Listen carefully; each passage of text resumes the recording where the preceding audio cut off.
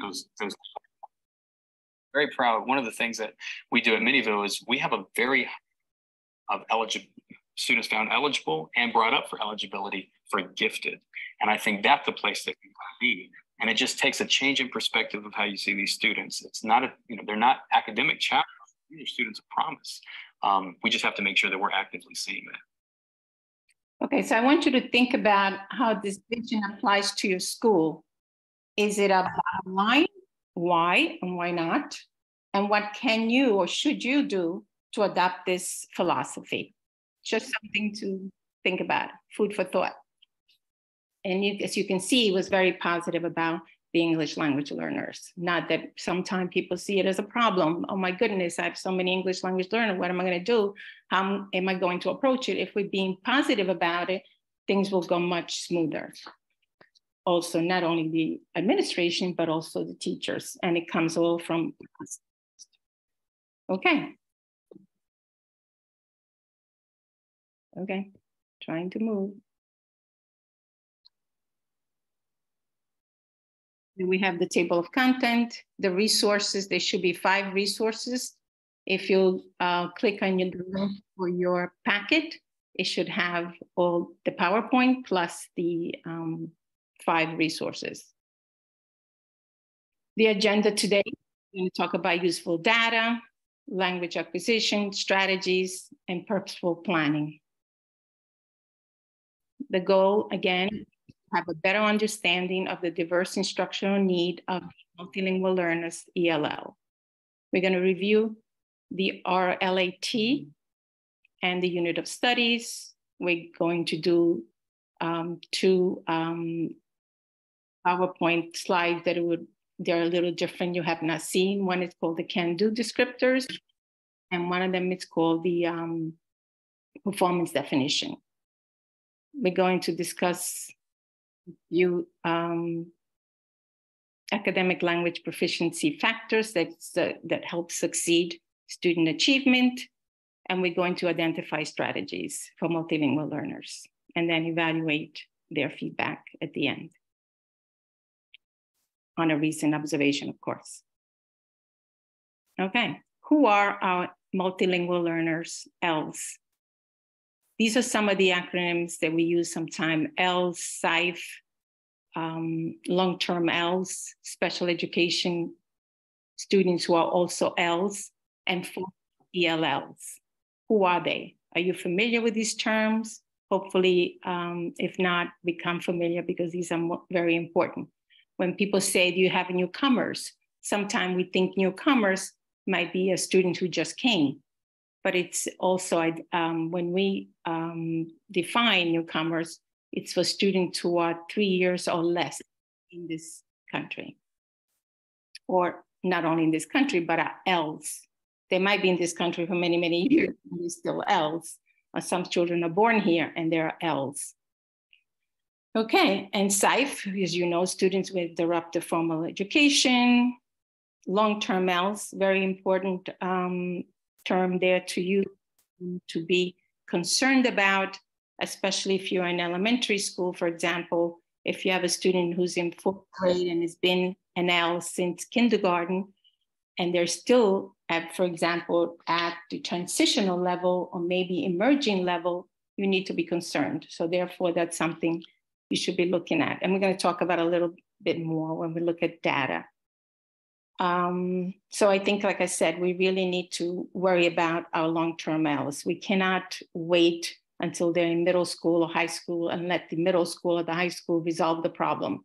The problem should be resolved in elementary if they start in elementary. Of course, if they come in high school, you do have to look at them after 2 years to see if they are improving. If they're staying in the same level, if they are entering and after 3 years they're still entering, there's a problem there. So you need to address. Go to the next one. Gathering information. Sorry, it moved up. Information on multilingual learners. Some of the ATS useful reports are these. Actually, this is where the acronyms are. You should be familiar with all of this. You can have your secretary print out, for example, the RLAT, they call it, RLAT, which gives you the NYCDOE score and the NYCDOE score, which is the one that they take. The NYCDOE is what they take when they come in, and the NYCDOE is the one they take at the end of the year, usually in March and April. Then the other reports, as you can see, there's the NYCDOE score and modality breakdown. That's very important, because if you want to look at a student, how well they're doing at the different levels and different modality, you need to know whether they're having problem in reading, if they're having problem in speaking. This will give you the breakdown, and you can see within the 3 years if they're improving or not. And the one you can look at is the RELC list of ELLs in the past 3 years of ELLs services, SIFE services, NYCDOE, NYCDOE, years of service, and parent choice. There's a lot of information in that report. So from time to time during the year, you should get together with the ENL teacher, some of the teachers that might be servicing most of the students, if there's also a bilingual teacher, and of course, the person who's supervising could be your AP, it could be yourself, the principal. And if I were you, I would still be involved, even though my AP is the one who is in charge of supervising the ELLs, I would want to be involved. You don't have to go to all the meetings, but at least one of the meetings so that you know what's going on within the program in general. And again, be familiar with some of these reports. You do, from time to time, you will be looking at these reports. Okay? Again, if there's any questions, let me know. But if you are analyzing, the NYCDOE or the NYCDOE, you definitely should have these reports printed. You also should be giving the reports to the classroom teacher. Could be the general ed teacher who has 9 students in the class, or 5 students, or 2, whatever. They should know what level students are, and they should be able to understand what a NYCDOE score is, how the modality breakdown is. Have your ENL there also so that she or he can explain what these scores mean, the numbers mean, and how can we improve. And just so that the teachers have a kind of an idea of what's going on and what these scores mean. It's very important in the beginning of the year. And I'm sure you do give them a list of all the students that they have and what levels they are. But just be aware of all this information that you need to gather when you do meet with your staff. Go to the next one. As supervisors of multilingual, what do we need to know? And we're going to start now. For example, what are the requirements for the unit of study? This is, by the way, it's in the, there is a booklet that is very, I would say, big. It's about 180 pages, 150 pages. It's called Policy Reference Guide for Multilingual Learners. Write it down, Policy and Reference Guide for Multilingual Learners /ELLs. There's a 2022-2023 booklet online. If you just use words, Policy and Reference Guide for Multilingual Learners, it will come up right away. You click on it and all the information is there. It's almost like a little Bible. Anything you want to know about ELLs is there. There's a table of content in the beginning. You can click on it and it will give you the information. Okay, so if you can see here, this is important for you to know as a supervisor, how many units of study are required for these students. For example, if you look at the beginners, they are supposed to have 360 minutes. 1 unit of standalone, 1 unit of integrated ENL. I'm reading the first column, and the flexibility is not applicable here. For the emerging, you need 2 units of study, also 360. So emerging, beginning, and entering and emerging, they have the amount of unit of study. And again, you can see the only difference between entering and emerging is the flexibility that is 0.5, which is half a unit, which is 90 minutes, can be standalone or integrate ENL core content. So they can be in the classroom also, where the teacher, the ENL teacher is there also, co-teaching. And if you look at expanding, you see that there's 180 minutes. Again, by saying unit, 1 unit is 180 minutes. So you have to calculate your periods. If you have 50-minute period, 45-minute period, then you figure out how many units they need or how many periods they need. For commanding level, the proficiency, the students who are considered proficient, as you know, they still need half a unit, which is 90 minutes a week for integrated ENL instruction, ELA. So you have to follow, this is mandated. You're not in compliance if you're not doing this. This is K through 8. The next slide is 9 to 12, by the way. Okay?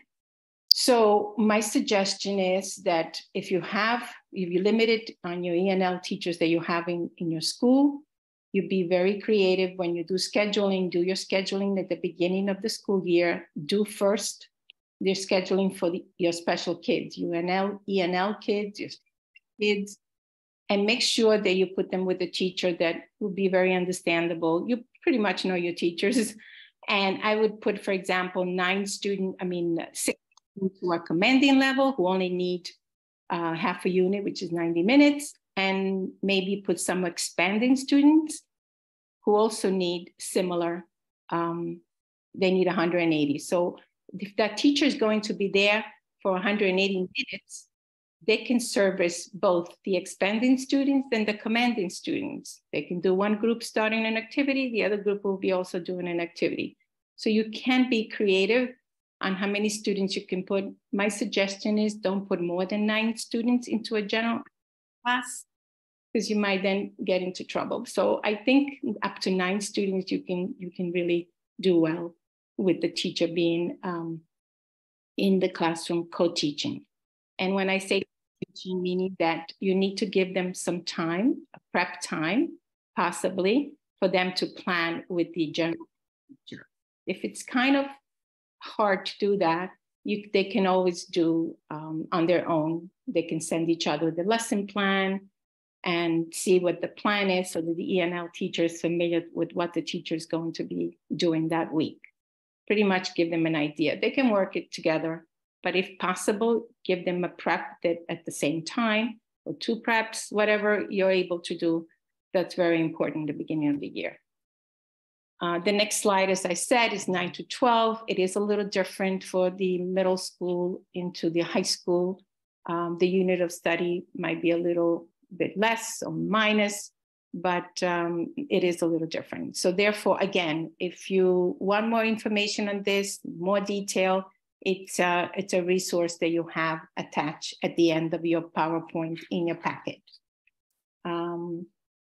It's page, by the way, in the policy reference guide, it's page 98, if you want to look at this, okay? And it's also resource 1. Resource 1 has this more in detail, both the K through 8 and the 9 to 12. But as you can see, the unit of study are a little different. If you look at the first one, entering, there are 3 units of study per week, which is 540 minutes. Remember, the K through 8 was, sorry, I said middle school before. The K through 8 has 360 minutes, and this one has 540 minutes. So the high school requires much more minutes in order to be standard. Okay. The next one. A few years ago, I was working in New Jersey, and they were using the WIDA standard, which is the World-Class Instructional Design and Assessment. There are about 20 states that are using this WIDA standards. So I thought it was interesting, and I said, wow, I took 2 of the sheets from this WIDA standard, and I decided to create something for New York City when I was then working in New York. So again, it's been changing, but as you can see, the WIDA standard still uses the entering, beginning, developing, expanding, bridging, and reaching, which is 6 levels, but we only have 5. We have entering, emerging, transitioning, expanding, and commanding. Therefore, I kind of converted the last one. Commanding is basically both. It does the bridging and the reaching. The reason, like I said, I'm sharing this slide and the next slide is because you can use this. It's a quick little sheet. I call it the cheat that you can use, and it's you can actually go in with this and to observe and say, is the child who's in level 1 and entering pretty much doing these kinds of things. If you look at the entering here, it says pictorial or graphic representation of the language of the content area. So you might see a child doing something with visuals. You might see also a child working with words, phrases, or chunk of a language, or might have directions, WH questions, who, what, how, or yet entering yes or no type of question. That's in the entering level.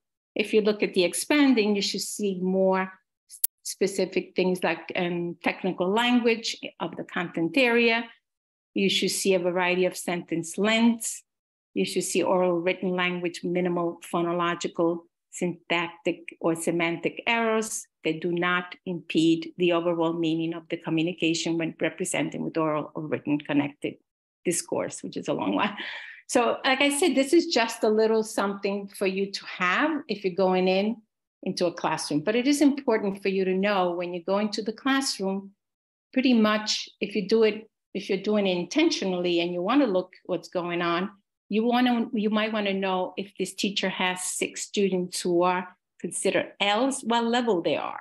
So you go in and you say, you know what, I'm going to look at Johnny and Mary who are in the transitional level. Let me see what they're doing. Are they doing things like with specific language in the content area? Whatever you might think it's written here that you see, then you say, okay, that sounds pretty much what they're doing. But if they're doing something with pictorial or just with one word or phrases, say something is not right here, they're not entering, they're transitioning. They should be doing more advanced work. So therefore, you will be technically looking at these things. So this is just looking at ELLs at a different performance definition level.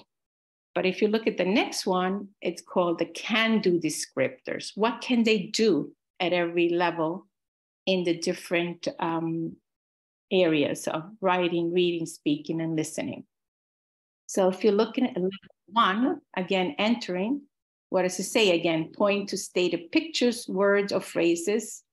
Follow one-step oral direction, one step on matching oral statement to object, figures, or illustration. This is in the listening. If you're looking at the reading, they could be matching icon and symbols to words and phrases, environmental print, or identify concept about print and text features. They might be in writing, they might be looking at label, they might be labeling object. A teacher might give them something with pictures and they have to label it.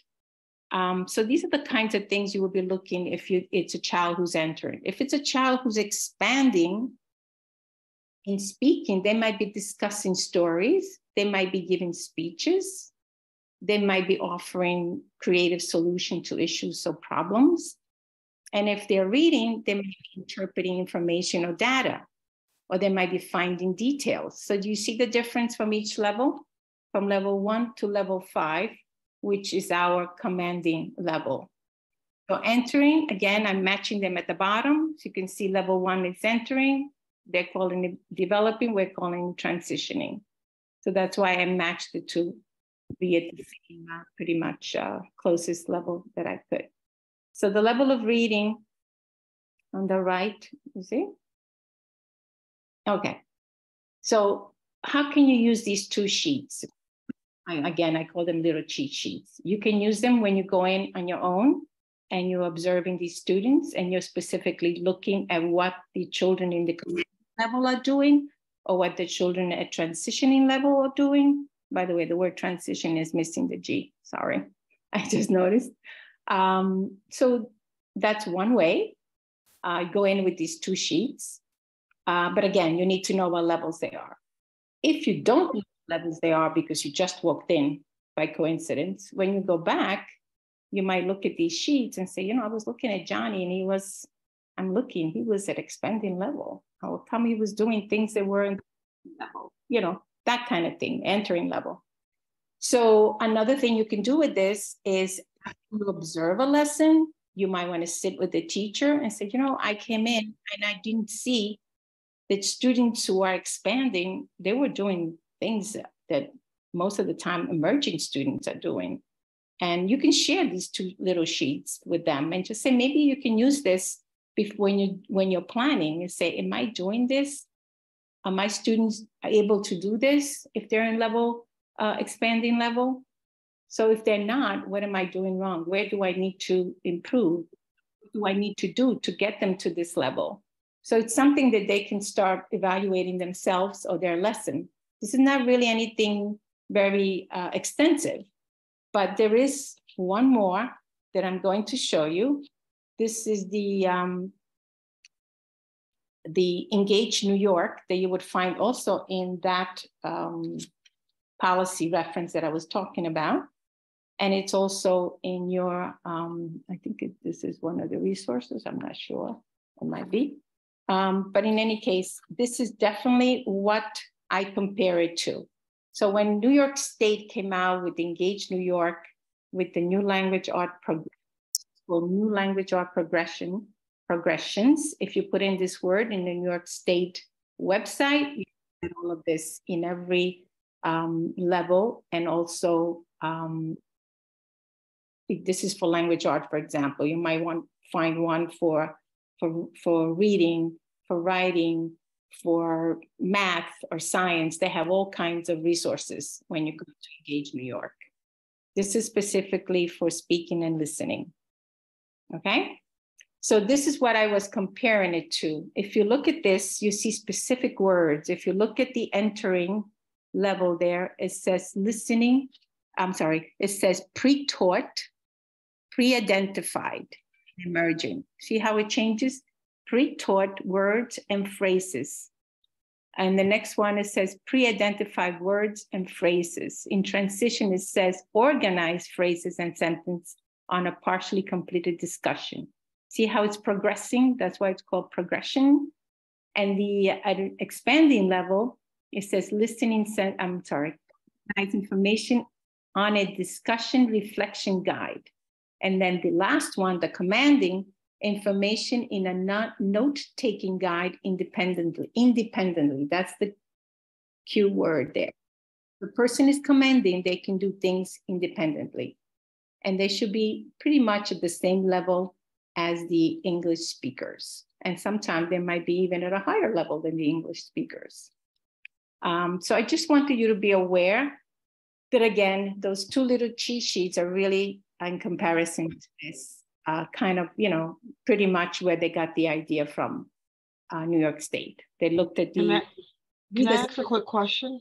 Sure. Will you put that in the chat, those materials that we can use? I find them very helpful. Yes.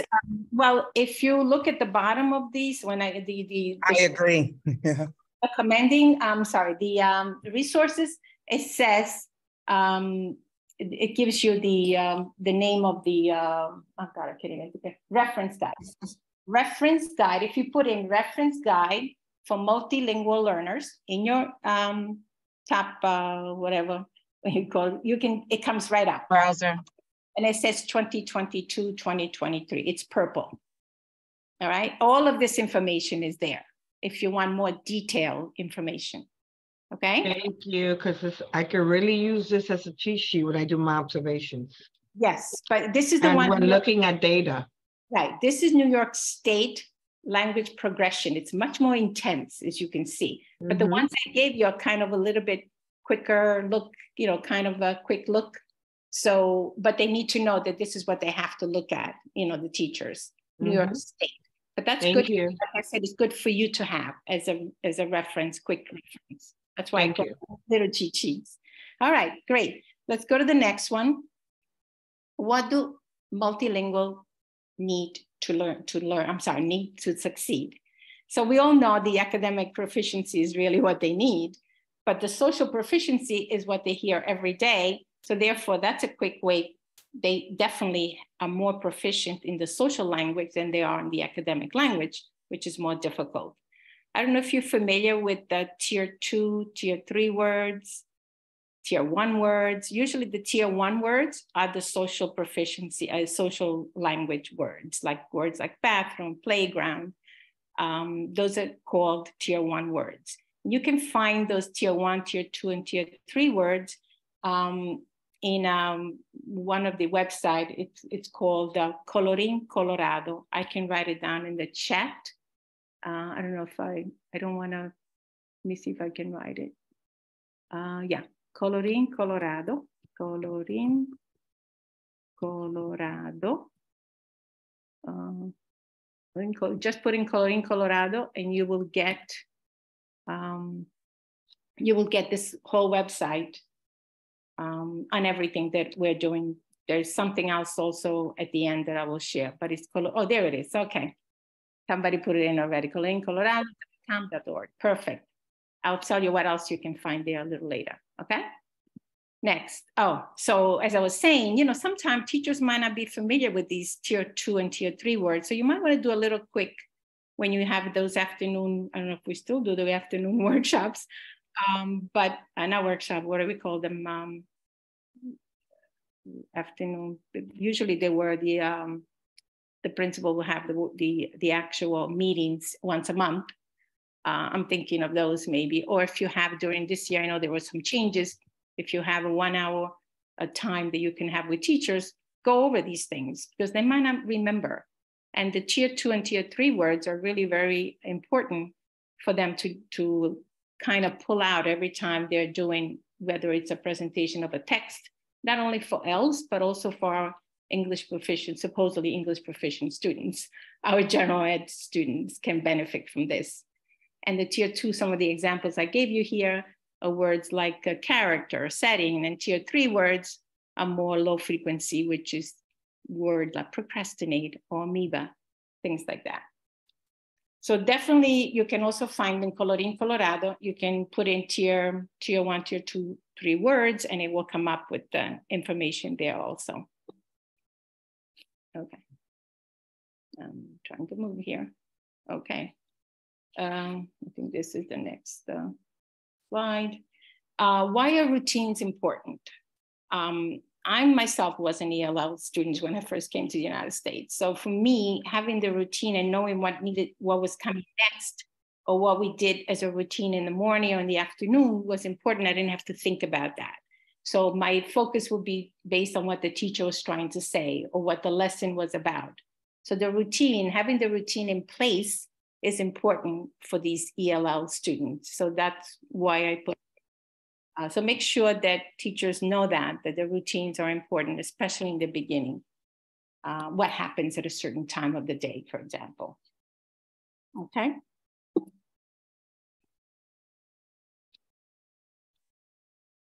Scaffolding instructional goals.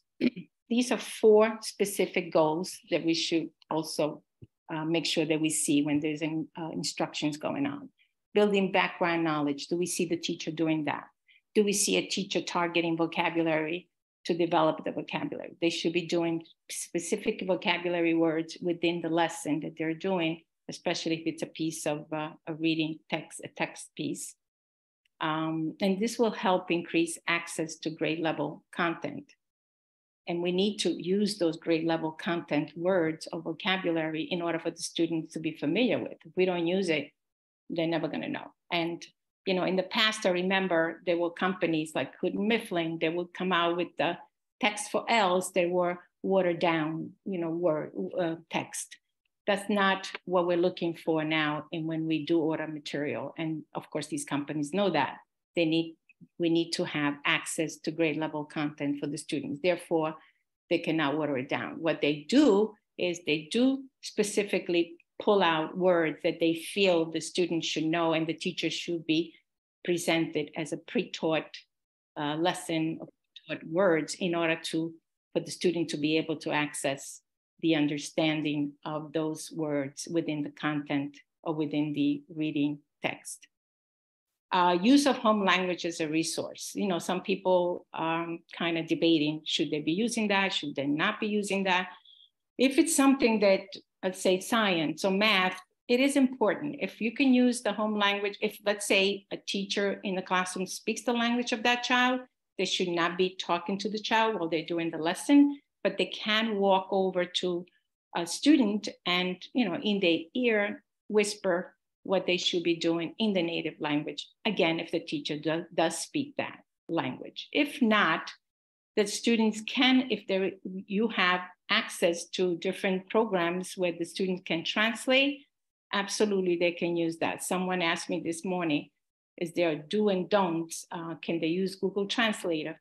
Yes, if it's for the purpose of a resource that you want the student to understand something that you're trying to explain, or you're trying to get to the student to understand, yes, you can use the Google Translator, even though sometimes it's not perfect, but I'm just saying it can. So it's just for the purpose of a resource for the student. But these are 4 things that you should be using for scaffolding information in the instructional, during instruction. Activating prior knowledge. Why is that important? Many times we don't know what the student already knows. So sometimes we present, could be a link of a video or questions, or having them talk to each other, and you listen in as a teacher, because we want to know how much does this child really know. And sometimes, again, they might not be able to express, especially if they're at the entering levels, or, it could be also transitioning levels sometimes if they don't understand.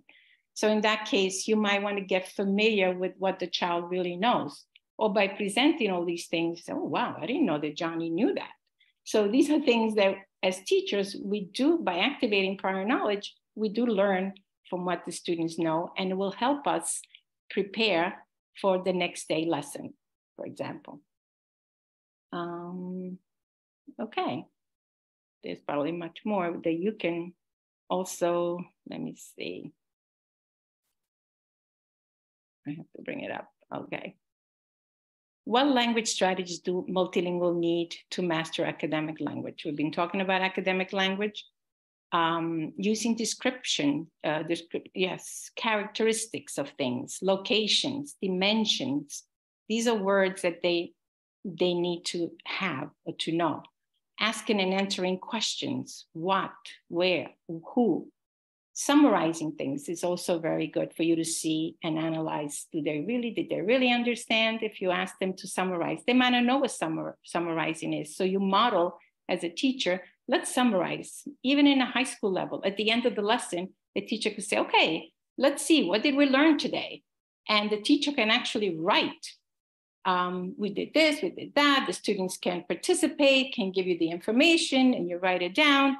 And that's showing summarizing, and you're also modeling.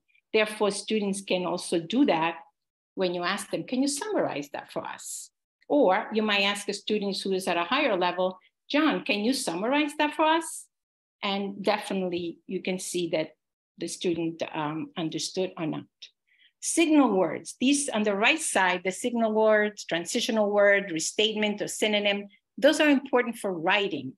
Many times students will just say, and then, because they can't, this happened and that happened. So we need to teach them signal words like sequences, after or before, finally, or while, or then. These are words that you can teach them to use in their writing. Transition words, however, moreover, and you say, wow, doesn't this sound sophisticated? You say, oh my goodness, I love the way you use the word however. So you're kind of complimenting constantly as the students do use what you're teaching them. Restatement or synonym, those are also very important. And we could show them where they can find synonyms. Compare and contrast, especially if they are already at the expanding level or the transitional level, they should be able to use these kinds of compare and contrast words. Okay, so this is, again, modeling all of this. These are strategies. Next, sorry. Okay, tools that help multilingual learner grasp. Okay, sorry. The full picture. Does it say? Sorry, the word picture is missing here. This should say tools that help multilingual learner /L grasp the full picture. I don't know what happened to the word, but definitely I need to get it back. Okay. So graphic organizers. I'm sure all your teachers, not just L teachers, use the graphic organizers.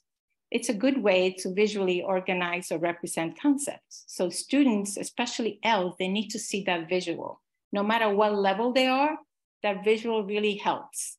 Even if you're already, at the highest level, expanding or commanding, it just gives you like an extra word in a way, even though it's visual. So some of the examples might be timeline. Those are very easy, especially for the T-charts are very good for the entering students and emerging students. Semantic webs, story maps. The cause and effect you would use more for the expanding, transitional, and commanding level. But again, there's nothing wrong with using it even for the lower level students. So definitely using these graphic organizers will help the students grasp the full picture, as the title says.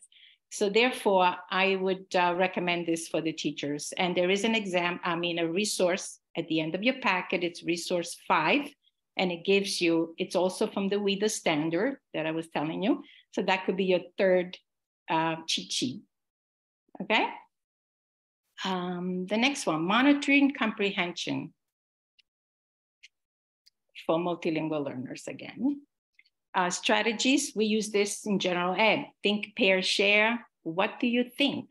And when you're having a conversation and the students are all in front of you, you can use that a lot. So what do you think, John? Or does anybody think differently? You can also pair and share, tell your partner, talk about the differences. Again, share with the rest of the group. These are words that the students know and they're able to answer. Don't ask yes or no questions, because what are you going to get? A yes or no answer. But there's an exception there. If you're, for example, asking a yes or no question to a child who is entering, that are very limited, it's okay if the child responds with a yes or no, because they really feel included. If you say, oh, great, so you do know it. So it's okay to accept the yes or no answer from an entering student, a beginning student. Ask students to elaborate. That's a good word to know, elaborate. Whether you're in elementary, middle, or high school, the word elaborate. Can you elaborate on that? And again, you model as a teacher, I'm elaborating on this word, or somebody else in the group of the students themselves, they can elaborate. So use that word every day and students will know what elaborate means. Cross-check, of course, and checking for understanding. You could do a lot of the schools use Kahoot or exit slips, especially middle school and high school, whatever they might be using. I'm sure there's they're much more savvy now, the teachers, than I might even be. So therefore, they're using probably different kinds of checking for understanding. Use of home language as a resource. I mentioned it earlier.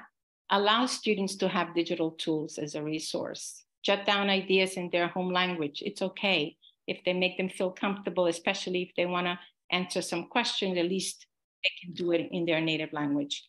Use resources prior to the lesson so they can become familiar with the topic or concept. Many times there might be links or books that you can recommend for students, especially when it's a subject like science or social study or math. You might be able to have links that you can have them review before they come in the next day. Tomorrow we're going to be talking about this topic. So as a teacher, they might do a little research and then able to give them a link for the resource of the student in their native language so the students can the next day understand what your lesson is going to be about. And we have so much resource now on the internet that it's amazing what teachers how creative they can be and how much they can find and help students, especially if they need this type of home language resource. Promoting student advocacy.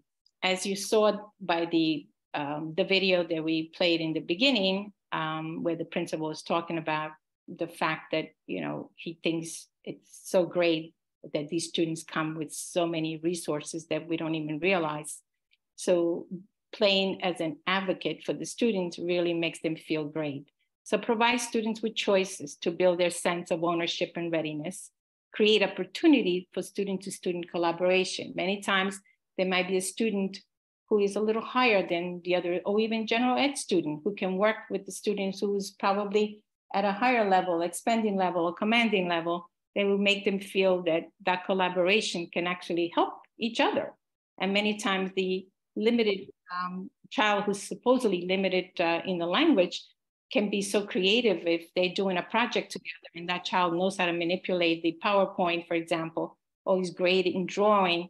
That child can really feel so much confidence that he's able to do something for that group, for example, that they're working with. So that collaboration really might be so helpful, not only for the children that they're working two together or three together as a group, but also the teacher can learn a lot from what the students know that they might not even know or be aware of. Build connection to students' culture also. Asking questions, can they share maybe something about their culture, will make them feel very confident also. Ask students for their suggestions. What do you suggest? Can you think of another idea? So giving student a voice, it's really very important in a classroom, especially to have that student continue to participate in any type of lesson that you do. So promoting student advocacy, it's important for ELLs. Assess-based language to describe students' quality. This is also another little quick cheat sheet that you can have where the teacher can use to give feedback. I don't have to read it to you. For example, if you look at the second row at the bottom, I can see how much you're enjoying sharing and defending your unique ideas. That was a great deduction you just made to figure out a possible answer. Well done. You know, these kinds of things really help, whether it's written feedback or it's just spoken where you say this in front of the class. It might be very helpful. That child might feel so proud. Oh my goodness, I'm doing something right. And many times they know the answer, but they're afraid to say because they think they're going to be wrong. I remember personal experience. I was one of those students. I knew the answer, and after somebody else answers, oh shoot, I should have said it. I knew that answer. So this is the kinds of things that would help really students feel confident and respond or participate. Strategies and material to support students with different learning. Another thing was, I wasn't going to do anything if I spoke to you, but I'm thinking. I'm sorry. All Jennifer said. Okay. Strategies and please mute yourself. So that's what I started to say. You still hadn't finalized. So I want to get you finalized. So then I can do that. So then you could say, effective July 1st. Excuse me, please. Strategies and material to support students with different learning styles. If you can see the strategies and the tools on the right, we have many more tools than what I have on the right here. I do have the last one says models. You know, in some of the schools, we can still find old models of tooth or heart or lungs. And, you know, to see that visual and actually touch it, it's also, especially for elementary, it would be great for students to actually see. You might not have it, but I just kind of threw it in there just as an extra. So again, I don't have to explain it. If you look at the graphic organizer, also listed here, hands-on activity, TPR. Do you remember the word TPR? Total physical response, especially for beginners. If you tell them, John, can you get up, walk to the door, open the door, and close the door? That's a total physical response where the child is actually doing the activity, and that child will remember those words because you actually did it, touched it. It's like us when we drive. If we actually drive and ourselves, we'll know how to get there again the next day. Somebody else is driving, you're not paying attention. So the TPR is very important, or the role playing, okay? Let me see. Purposeful planning. Remember, it's mandated to co-teach. Co-teaching requires co-planning that includes a content objective and a language objective. Do you see that when you go into the classroom, where you have the two teachers actually active, participating? Sometime you might see the general ed teacher giving the authority for the ENL teacher to actually do the lesson. That would be great if you see those kinds of things. And then the general ed teacher could be walking around checking if the students are really doing the work, or they're following, or they're understood, or the other way around. Or if they're both working together for teaching, they might be also modeling, especially if you do, let's say, read aloud in the early grades, and they can say, so what do you think, Miss Smith? Oh, I think that whatever, so you're modeling, then you say, talk to your partner and see what talk to your partner about or whatever. And you see the same kind of modeling going on with the student. So there should be a content objective and a language objective. Usually the language objective is created by the ENL teacher. And the language objective, students will be able, for example, here's 2 examples. The content, if it's a student, students will be able to show how geography features have affected colonial life by creating a map. So then the language objective, students will be able to summarize in writing how geography impacted colonial life. It might be also students will be able to understand maybe 4 words or focus on 4 word vocabulary words, or students will be able, if they're in, the teacher might have language objective for 2 different levels of students underneath the language objective. One might be for 3 students who are emerging, and maybe 3 students who are expanding. So you might see 2 because they're specifically targeting specific, whether it's writing, whether it's understanding past and present tense, that kind of thing. Again, if you want to find out more about language objective in extensive, and you could do a whole lesson on language objectives, content objective and language objectives, you can go to that website that we put on the chat, Coloring Colorado, and you will be able to get all that information on language objective. Just put in language objective and all of this will come up, specifically how to do a whole presentation on language objective, which will be great for teachers to have, even though they know it's a good review for them, okay? Now reflection. Think about a lesson that you observed, an ENL lesson. Think of the language proficiency level of the students. List strategies you saw in the lesson, just for you to reflect. How did you know the students were doing appropriate language level activities? Based on today's workshop, what additional feedback could you have given? And name one of the strategies that you will take back to your teachers as a bottom line. So this is just a little reflection. But again, if you're doing a pre-conference or post-conference, use some of those resources that I gave you for either pre-conference or post-conference, depending on the need that you might have, or depending on the feedback the teacher gives you on the lesson they're going to be doing. If you specifically are planning the lesson and it's already pre-planned, you might ask the teacher, give me the name of the ELL students and what levels they are, or you can look them up. Just have your secretary print out the RLET, the first report there, and it will give you all the students, or per class. You can also print it out per class, a specific class for class 2 or 5, class 6, 5th grade, or the whole grade. So you have a kind of a sense on each grade, how many students you have, what levels they are. So there's so much you can do with the data that if you have a data person, especially, that you can disaggregate it and do specific things. There are tons of reports that you can generate where you can see all the different type of data that you're looking for.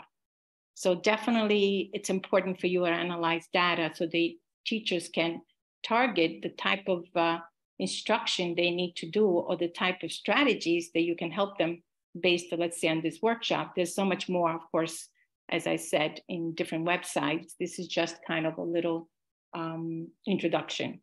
So definitely, hopefully this is helpful for all of you, especially when you are planning for pre-conference or post-conference on a lesson that you observed. Hopefully this was helpful. Hopefully we did meet the goals and objective. We did review the RLET and the unit of study. We did do the performance definition, the can-dos. Those are the 2 little sheets that I gave you for you to be able to use for observation. We discussed the importance of academic language. We identify strategies, and we reflected now on a recent observation. So we were able to accomplish our goal today.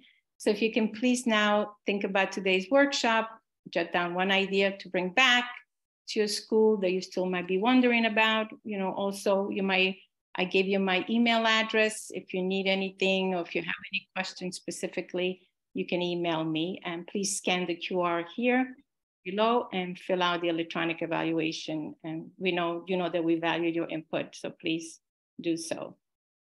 And we also have a website. Not a website, we're social actually. So you can either Facebook or Twitter and put in anything that you were happy with today. So please don't forget to fill out the evaluation again. Anything else? We have maybe 2 minutes. Anybody have any questions?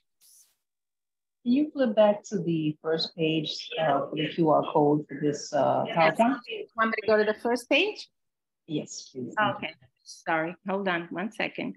It's also, here it is. If you, take a picture of that, and that should give you your packet. The link has also been in the chat, walk through the presentations. Yes, I saw that, yes. Okay, just in case somebody missed. And by the way, the word nuts and bolts, the S is missing in your presentation if you see it. It's just, I don't know how, it fell out somewhere. But it should say nuts and bolts. Can you please go back to the last page for the evaluation? Sure. QR code, thank you. Yeah, here it is. Can you see it? Yes, thank you. Okay. Anything else? Okay. Laura, you still there? Laura? Hello? Yes, Maria? Sorry, I'm saying, you still there? I think I'm still here.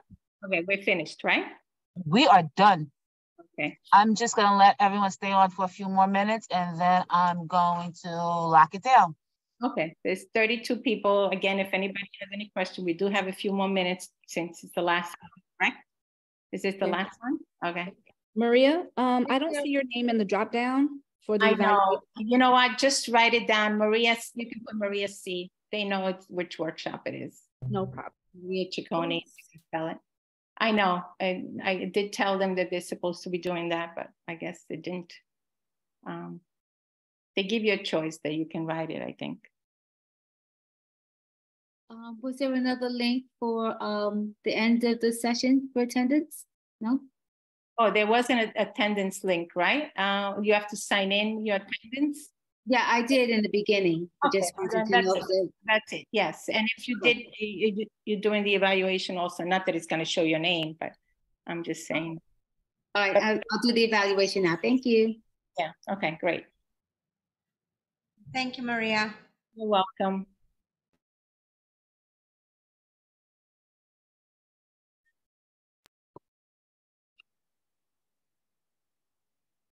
Okay. Maria, what's your last name? I'm sorry, it's Miss Sanchez. C-I-C-C-O-N-E.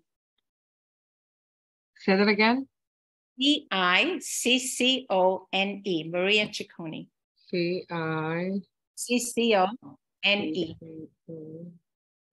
Thank you. Okay. Maria, this is a great presentation. The resources was, I plan to use quite a few of the items that you shared. Thank you. All right. I'm glad it was helpful. Thank you. I'll definitely reach out for additional questions and support. Okay. No problem. Yeah, anytime, Nicola. Thanks again. You're welcome. Have a great day, all. Thank you. This was an excellent workshop. Appreciate it. Thank you. Glad it worked out at 2 o'clock because it's morning.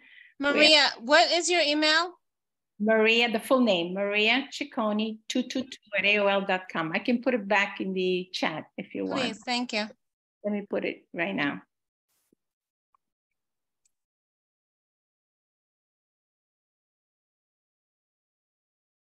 Did you say you go to schools or no?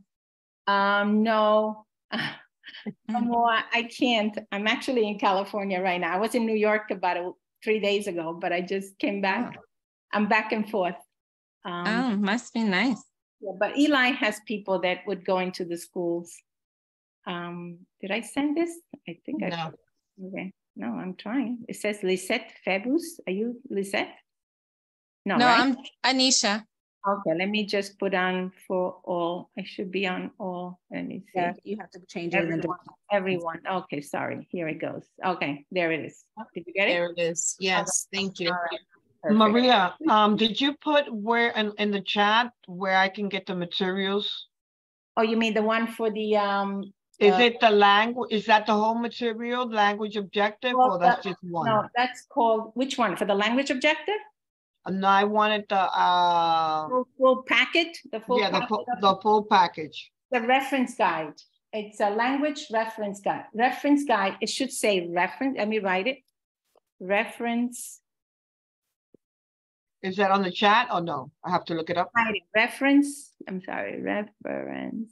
I can't even spell. Reference guide for multilingual learners. For multilingual learners. Just write that on your, on your URL there. ELL. Thank you. You'll get the whole packet. It's This was a great workshop. Thank you so much, Maria. Have a grateful day. You see it? Reference. Thank you. Yes. Okay. Yes. Just Thank you. put it in on your top there and it will come up. All right. Thank you again. You're welcome. Thank you very much. Have a great day. You too. You too. Okay.